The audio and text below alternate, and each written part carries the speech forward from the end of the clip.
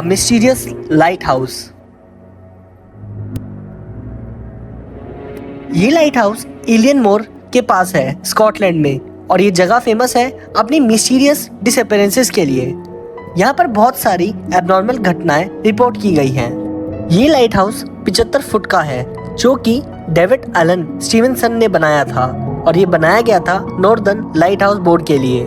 सबसे पहले जानते हैं लाइट हाउस का काम क्या होता है। लाइट हाउस का काम होता है बोट्स शिप्स को सिग्नल देने का कि कहाँ वाटर में डेंजर एरियाज हैं। साथ ही नेविगेशन का काम होता है लाइट हाउस का। ये लाइट हाउस एक टावर होता है जिसके ऊपर एक ब्राइट लाइट लगी होती है।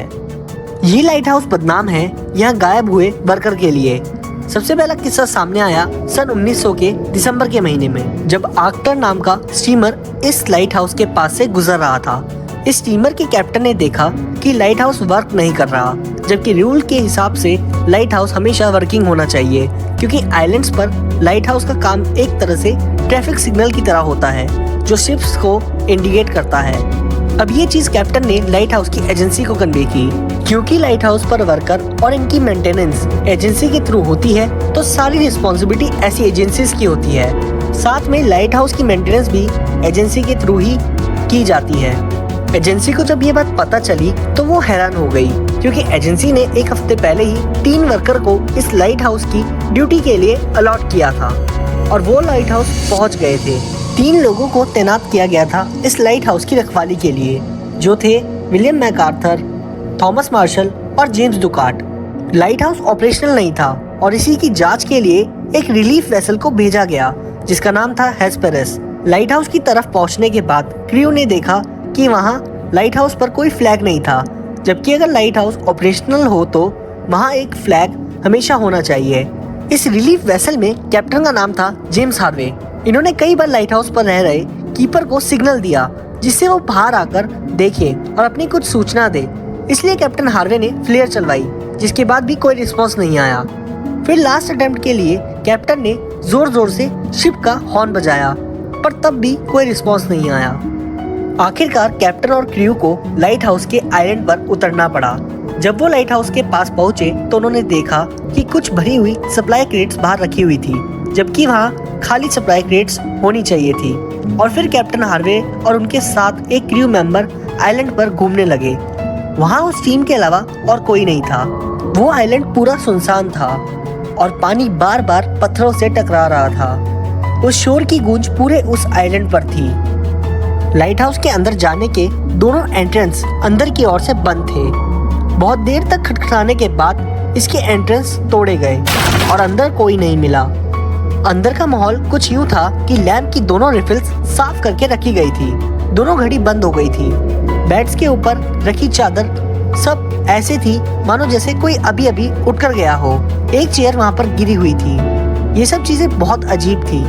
एक सवाल जो कैप्टन हार्वे को जाते ही बड़ा सता रहा था, वो ये था कि अगर घड़ी खराब होनी थी तो वहाँ एक भी हो सकती थी, पर दोनों घड़ी एक साथ खराब हुई, जो कि एक इत्तेफाक हो सकता है। पर इस आइलैंड को इतना मिस्टीरियस माना जाता है, तो इत्तेफाक को मानना थोड़ा मुश्किल है।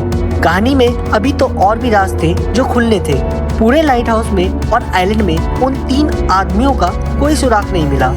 वापस निकलते समय लाइट हाउस से हार्वे ने देखा कि बाहर जाने वाले गेट पर एक ओवरकोट टंगा हुआ था और बाकी 2 खाली थे, जिसका मतलब एक व्यक्ति तो लाइट हाउस में रुका था। रूल के हिसाब से लाइट हाउस पर एक ना एक व्यक्ति तो होना ही चाहिए, और शायद 2 व्यक्ति जब लाइट हाउस से निकले होंगे तो वहाँ एक व्यक्ति तो जरूर रुका होगा। पर वहाँ एक व्यक्ति की मौजूदगी का सामान तो था, पर वहाँ वो व्यक्ति नहीं था। ये 3 व्यक्ति कहाँ थे किसी को नहीं पता। आसपास के आइलैंड पर इन 3 लोगों की तलाश शुरू हुई। अब तक क्रू मेंबर्स समझ चुके थे कि यहाँ कुछ तो एबनॉर्मल हुआ है। अब आगे की कार्रवाई नॉर्दर्न लाइट हाउस बोर्ड को करनी थी, क्योंकि कैप्टन हार्वे ने इन 3 लोगों की गुमशुदगी को नॉर्दर्न लाइट हाउस बोर्ड को टेलीग्राम कर दिया था। अब इस केस में इन्वेस्टिगेशन होनी थी। ये केस अब नॉर्दर्न लाइट हाउस के सुपरिटेंडेंट को दिया गया, जिनका नाम था रॉबर्ट म्यूरहेड, क्योंकि रॉबर्ट ने ही इन तीनों लोगों को इस एजेंसी में रिक्रूट करवाया था और ये इन तीनों को पर्सनली जानता था। रॉबर्ट को तब्दीश में लाइट हाउस से एक बुक बरामद हुई जिसे लॉगबुक कहते हैं। लॉगबुक एक डॉक्यूमेंट होती है जो कीपर को लाइट हाउस में रखनी होती है। इस बुक में मौसम से रिलेटेड, लाइट हाउस से रिलेटेड सारी चीजें रिकॉर्ड करनी होती है। रॉबर्ट को इस लॉग बुक में लास्ट एंट्री 15 दिसंबर की शाम की मिली। उसके बाद इस बुक में कोई एंट्री रिकॉर्ड नहीं थी। इस एंट्री के बाद कोई एंट्री का ना होना दिखाता है कि जरूर उन तीनों के साथ कुछ घटना घटी होगी। लेकिन इन सब चीजों में पहले की एंट्री को नजरअंदाज नहीं किया जा सकता, इसलिए इससे पहले की एंट्री को भी चेक किया गया।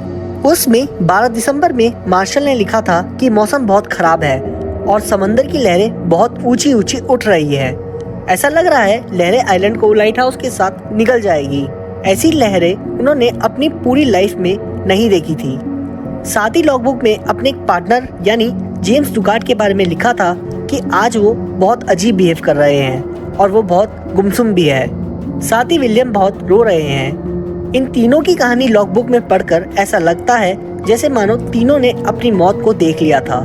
पर 13 दिसंबर को मार्शल ने लिखा था कि अब सब अंडर कंट्रोल लग रहा है और माहौल भी कल से सुधरा हुआ है, पर लहरें अभी भी उठ रही है। और 15 दिसंबर तक ये लिखा गया कि अब सब शांत है, पर लहरें शांत होने का नाम नहीं ले रही। 12 दिसंबर को जो भी बातें मार्शल ने लिखी उससे रॉबर्ट को बहुत अजीब लगा, क्योंकि वो तीनों को पर्सनली जानता था और तीनों बहुत स्ट्रॉन्ग थे और वो इन सब चीजों से डर गए। ये बात रॉबर्ट के लिए बहुत अजीब थी।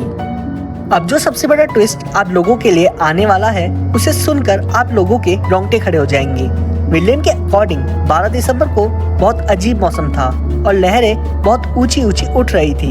इन बातों को क्रॉस चेक करने के लिए रॉबर्ट ने आसपास ट्रैवल करने वाली शिप से इस बारे में पता किया, पर आसपास की शिप्स ने आसपास के आइलैंड पर ऐसी कोई भी वेदर कंडीशन रिपोर्ट ही नहीं की थी। यानी सब कुछ सही था 12 दिसंबर को, और ना ही मौसम विभाग ने इस बारे में कुछ ऐसा बताया।